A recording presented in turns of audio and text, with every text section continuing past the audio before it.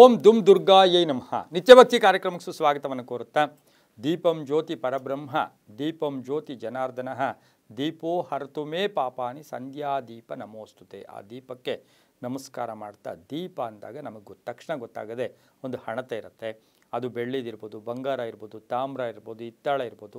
ಅವರವರ ಶಕ್ತಾನುಸಾರ ಎಲ್ಲಕ್ಕಿಂತ ಶ್ರೇಷ್ಠ ಮಣ್ಣಿನ ಹಣತೆ. ಆದರೆ ಅವರವರ ಶಕ್ತಾನುಸಾರ ಆ ದೀಪದಲ್ಲಿ ಉಪಯೋಗಿಸ್ಕೊಳ್ತಕ್ಕಂಥ ಬತ್ತಿ ಇರ್ಬೋದು, ಅಲ್ಲಿ ಉಪಯೋಗಿಸ್ಕೊಳ್ತಕ್ಕಂಥ ಎಣ್ಣೆ ಇರ್ಬೋದು, ಹಾಗೆಯೇ ಆ ದೀಪ ಹಚ್ಚತಕ್ಕಂಥದ್ದು ಎಲ್ಲವನ್ನು ಈಗಾಗಲೇ ಸಾಕಷ್ಟು ವಿಷಯಗಳನ್ನು ತಿಳ್ಕೊಂಡು, ಇವತ್ತಿನ ದಿವಸ ಎಣ್ಣೆಯ ದೀಪ, ತುಪ್ಪದ ದೀಪ, ಎಣ್ಣೆಯ ದೀಪ ಮತ್ತು ತುಪ್ಪದ ದೀಪ, ಇದರ ಮಹತ್ವ ಏನು, ಅದರ ಮಹತ್ವ ಏನು, ಇದನ್ನು ಉಪಯೋಗಿಸಿದವ್ರೆ ತುಂಬ ಒಳ್ಳೆಯದಾಗತ್ತಾ, ಅಥವಾ ಎಣ್ಣೆಯ ದೀಪದಿಂದ ನಮಗೇನು ಕಷ್ಟಗಳು ಬರುತ್ತಾ, ಅಥವಾ ತುಪ್ಪದ ದೀಪದಿಂದ ನಮಗೆ ಅದೃಷ್ಟ ಬರುತ್ತಾ ಅಂತಕ್ಕಂಥ ಪ್ರಶ್ನೆಗೆ ಉತ್ತರವನ್ನು ನಾವು ಹುಡುಕ್ತಾ ಹೋದಾಗ, ಇವತ್ತಿನ ದಿವಸ ಎಣ್ಣೆಯ ದೀಪ, ತುಪ್ಪದ ದೀಪ ಯಾವುದು ಶ್ರೇಷ್ಠ, ಯಾವುದು ಶುಭ, ಯಾವುದು ಫಲ ಕೊಡುತ್ತೆ ಅಂದಾಗ ಎರಡೂ ಶುಭ, ಎರಡೂ ಫಲ ಕೊಡುತ್ತೆ ಅವರವರ ಶಕ್ತಾನುಸಾರ. ಆದರೆ ಇದರಲ್ಲಿರ್ತಕ್ಕಂಥ ವಿಭಿನ್ನತೆ ಏನು ಅಂತಕ್ಕಂಥದ್ದನ್ನು ನಾವು ಇವತ್ತು ತಿಳ್ಕೊಳ್ಳೋಣ. ದೀಪಂ ಜ್ಯೋತಿ ಪರಬ್ರಹ್ಮ ಅಂತಂದರೆ ದೀಪವೇ ಪರಬ್ರಹ್ಮನ ಸ್ವರೂಪ ಕೂಡ ಆಗಿರುತ್ತೆ. ಎಣ್ಣೆ ದೀಪ ನಾವು ಸಾಮಾನ್ಯವಾಗಿ ಪ್ರತಿದಿನವೂ ಮನೆಯಲ್ಲಿ ಅಥವಾ ದೇವಸ್ಥಾನದಲ್ಲಿ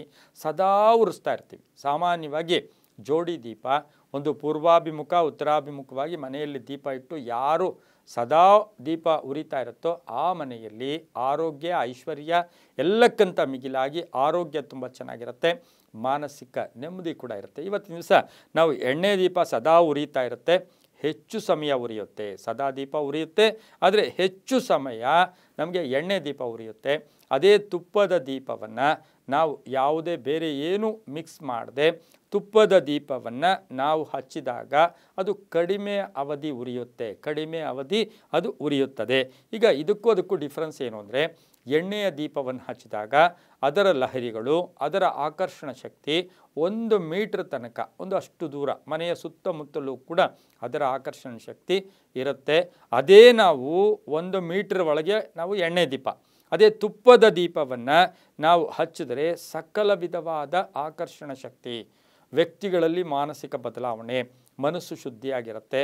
ಅದ್ರ ಜೊತೆಗೆ ಆಕಾಶದ ಎತ್ತರಕ್ಕೆ ನಾವು ಮನೆಯಲ್ಲಿ ಹಚ್ಚಿರೋ ದೀಪ ಅದು ಎಷ್ಟು ಅಂದರೆ ಅದಕ್ಕೆ ನಾವು ಅಳತೆ ಇಟ್ಟು ಹೇಳೋಕ್ಕಾಗಲ್ಲ. ಸುತ್ತಮುತ್ತಲು ದೇವಸ್ಥಾನಗಳಿದ್ದರೆ ಆ ದೇವಸ್ಥಾನಗಳು ಅಲ್ಲಿರ್ತಕ್ಕಂತಹ ಆ ಕಡೆ ಕೂಡ ಆ ಗಮನ ಕೂಡ ದೇವತಾ ಲಹರಿಗಳನ್ನು ದೂರದಿಂದಲೂ ಕೂಡ ಆಕರ್ಷಿಸುವ ಶಕ್ತಿ ಈ ತುಪ್ಪದ ದೀಪಕ್ಕೂ. ಅದಕ್ಕೆ ಘೃತ ಅಂತ ಏನು ಕರಿತೀವಿ ಅದಿರುತ್ತೆ.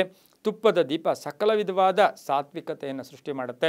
ಆದರೆ ನಾವಿಲ್ಲಿ ತುಪ್ಪದ ದೀಪವನ್ನು ಪ್ರಮೋಟ್ ಮಾಡ್ತಾ ಇಲ್ಲ, ಎಣ್ಣೆಯ ದೀಪವನ್ನು ಪ್ರಮೋಟ್ ಮಾಡ್ತಾ ಇಲ್ಲ. ನಿಮಗೆ ಯಾವುದು ಸಾಧ್ಯವಾದರೆ ತುಪ್ಪದ ದೀಪಕ್ಕೆ ಹೆಚ್ಚು ಮಹತ್ವ ಕೂಡ ಇರುತ್ತೆ. ಋಣಾತ್ಮಕ ಶಕ್ತಿಗಳನ್ನು ಮನೆಯಿಂದ ಹೋಗಲಾಡಿಸುತ್ತೆ.